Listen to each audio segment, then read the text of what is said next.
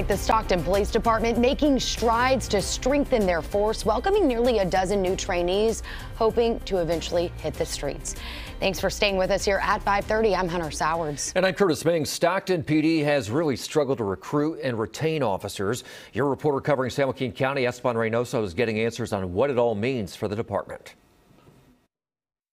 The moment that I figured out in my head that I wanted to be a police officer, I was locked in from that point on. So Pedro Lupin Jr. is one of the 10 newest officers in training for the Stockton Police Department. This is the city that I know best. I don't know any other city like I know Stockton, so I think it's going to be a little comforting for me. Born and raised in Stockton, Lupin, along with the 9 other trainees, still have to go through the academy, but is ready to serve the community he grew up in. I want people to call in and say, hey, this police officer that you guys have out here is really doing something great. And hopefully one day, even as a ranking officer. The highest ranking that I could ever get here. If that's the highest, then yes, I want to be a chief. But the current police chief, Chief Stanley McFadden, has been trying to bring people like Lupin to the department for 6 months. While these new trainees do help the department, there are still dozens of vacancies. According to the department, the city has budgeted for 425 sworn personnel.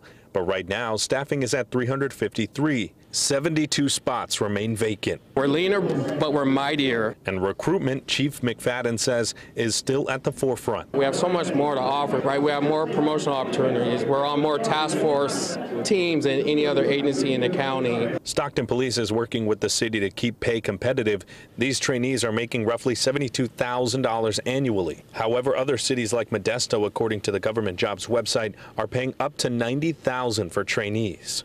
Still, Chief McFadden stresses that having local officers like Lupin make all the difference. These are the streets I grew on. This is a market I used to go to. That's where I used to go eat a hamburger, you know, where they personalize their experience and just really lean that much harder to provide a service for the community.